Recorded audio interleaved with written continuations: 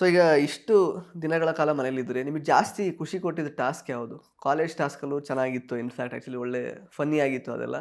ನಿಮಗೆ ಜಾಸ್ತಿ ಖುಷಿ ಕೊಟ್ಟಿದ್ದು ಒಂದು ಆ್ಯಕ್ಟಿವಿಟಿನೋ ಏನೋ ಯಾವುದು ಅಂತ? ಅದೇ ಸರ್, BB ರೆಸಾರ್ಟ್ ಅಂತ ಗೆಸ್ಟ್ ಎಲ್ಲ ಬರ್ತಾರಲ್ಲ, ಬಿಕಾಸ್ ನಂಗೆ ಕುಕಿಂಗ್ ತುಂಬ ಪ್ಯಾಷನೇಟ್ ಆಗಿದೆ ಸರ್. ಆ್ಯಂಡ್ ನನ್ನ ಹೆಡ್ ಶೆಫ್ ಆಗಿ ಮಾಡಿಬಿಡ್ತಾರೆ, ರಘು ಅಣ್ಣನ ಅಸಿಸ್ಟೆಂಟ್ ಆಗಿ ಮಾಡಿಬಿಡ್ತಾರೆ. ಆ ಕಾಂಬಿನೇಷನ್ ಇತ್ತಲ್ಲ, ನಂಗೆ ಅವ್ರು ಹೇಳಂಗೂ ಇಲ್ಲ ಸರ್ ಅದನ್ನ ಕಟ್ ಮಾಡಿ ಅಂತಲೂ ಹೇಳೋಕ್ಕಾಗ್ತಿಲ್ಲ. ಫಸ್ಟೇ ಹೇಳ್ಬಿಟ್ಟೆ ಧನುಗೂ ರಘು ಸರ್ಗೂ, ನಾನು ಏನೇ ಮಾತಾಡೋ ಬೇಜಾರು ಮಾಡ್ಕೋಬೇಡಿ, ಇದು ಟಾಸ್ಕ್ ರೀತಿ ತೊಗೊಳ್ಳೋಣ. ನನಗೊಂದು ಪಾತ್ರ ಕೊಟ್ಟಿದ್ದಾರೆ ಹೆಡ್ ಶೆಫ್ ಆಗಿ, ನಿಮ್ಗೆ ಅಸಿಸ್ಟೆಂಟ್ ಆಗಿ ಕೊಟ್ಟಿದ್ದಾರೆ.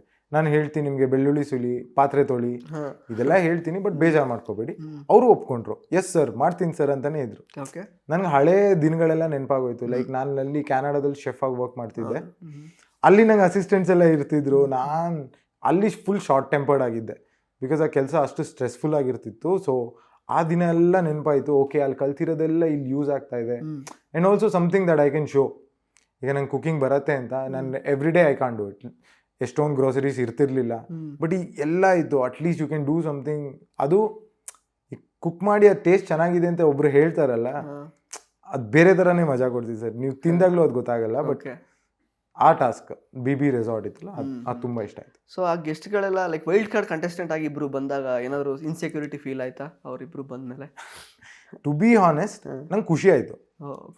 ಈಗ ರಜತ್ ಅವ್ರು ಬರ್ತಾರೆ, ನನ್ಗೆ ಹೆಂಗೆ ಅನ್ನಿಸ್ತಿತ್ತು ಅಂದರೆ, ಓಕೆ ಒಳ್ಳೆ ಫೈಟ್ ಕೊಡೋ ಕಂಟೆಸ್ಟೆಂಟ್ ಅಂತ ನನಗೆ ಅನ್ನಿಸ್ತು. ಬಿಕಾಸ್ ಧನು ಏನೇ ಒಂಥರ ಸೈಲೆಂಟ್ ಹುಡುಗ, ಏನಕ್ಕೂ ರಿಯಾಕ್ಟ್ ಮಾಡ್ತಿದ್ದ. ಈಗ ನೀವೇ ನೋಡಿರ್ತೀರ ನಾನು ರಿಷಾ ಜೊತೆ ಹೆಂಗಿರ್ತಿದ್ದೆ ಅಂತ. ಬಟ್ ಹುಡುಗರಲ್ಲಿ ಆ ಥರ ನಂಗೆ ಪೈಪೋಟಿ ಥರ ಯಾರೂ ಇರಲಿಲ್ಲ. ಈಗ ಗಿಲ್ಲಿ ಅಂತ ಬಂದರೆ ಅವ್ನು ತಮಾಷೆ ಮಾಡಿಕೊಂಡು ಚೆನ್ನಾಗೇ ಇರ್ತಿದ್ದ. ರಘು ಸರ್ ಅಂತ ಬಂದರೆ ಅವರು ಒಂಥರ ಕಾಮ್, ಧನು ಅಂತ ಬಂದರೆ ಅವರು ಕಾಮ್. ಬಟ್ ರಜತ್ ಬಂದಾಗ ಅದೊಂದು ಚೂರು ಒಂದು ಫೈರ್ ಬಂತು ಅಂತ ಅನ್ನಿಸ್ತು. ಬಟ್ ಯಾವಾಗ ಒಂದು ಪಾಯಿಂಟಲ್ಲಿ ಅವರು ಇಲ್ಲ ಜಸ್ಟ್ ಚೇರ್ ಅಪ್ ಮಾಡೋಕ್ಕೆ ಬಂದಿದ್ದಾರೆ ಸೀಸನ್ಗೆ ಅಂತ, ಅವಾಗ ಸ್ವಲ್ಪ ಬೇಜಾರಾಯಿತು. ಸೊ ದಟ್ ಈಗ ಹೆಂಗೆ ಅಂದರೆ, ಮನೇಲಿ ಯಾರೋ ಒಬ್ರು ಆ ಥರ ಇದ್ದಾರೆ ಅಂದರೆ ಆಬ್ವಿಯಸ್ಲಿ ನೀವು ಹಂಗೆ ಇರ್ಬೋದು. You'll reciprocate. ಆ ಎನರ್ಜಿ ನಮ್ಗೆ ಬರ್ತಿದೆ ಅಂದರೆ ಯುಲ್ ರೆಸಿಪ್ರೊಕೇಟ್. ನನ್ನ ಹಂಗೆ ಆಗ್ತಿದ್ದು. ಈಗ ರಿಷಾ ಅಂತ ಬಂದಾಗಲೂ ಅಲ್ಲಿ ಮಾತಾಡಿದ ಕಾರಣ ಏನಂದರೆ, ನಂಗೆ ಹೊರಗಡೆ ಅವಳು ಹಂಗೆ ಟಾಂಟ್ ಕೊಡ್ತಿದ್ಲು.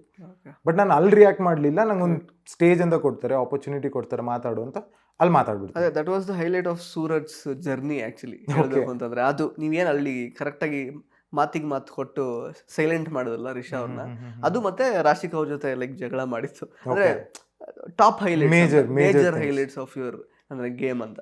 ಅಂದರೆ ಕರೆಕ್ಟಾಗಿ ತುಂಬ ಫ್ರ್ಯಾಂಕ್ ಆಗಿ, ಅದು ಎಸ್ಪೆಷಲಿ ರಾಶಿಕ್ ಅವ್ರಿಗೆ ನೀವು ಡೈರೆಕ್ಟಾಗಿ ಹಂಗೆ ಹೇಳಿದಾಗ ತುಂಬ ಇಷ್ಟ ಆಯಿತು ಹೊರಗಡೆ ಕೂಡ.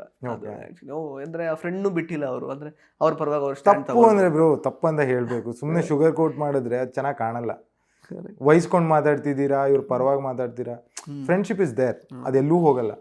ಬಟ್ ಫ್ರೆಂಡ್ಶಿಪ್ಗೋಸ್ಕರ ತಪ್ಪು ಅಂತ ಹೇಳಲಿಲ್ಲ ಅಂದ್ರೆ ತಪ್ಪಾಗಿ ಕಾಣಿಸ್ಬಿಡುತ್ತೆ. ಇಂಟ್ರೆಸ್ಟಿಂಗ್ ಮತ್ತು ಇನ್ಫಾರ್ಮೇಟಿವ್ ವಿಡಿಯೋಗಳನ್ನ ಮಿಸ್ ಮಾಡ್ಕೋಬೇಡಿ, ಈಗಲೇ ಸಬ್ಸ್ಕ್ರೈಬ್ ಮಾಡಿ.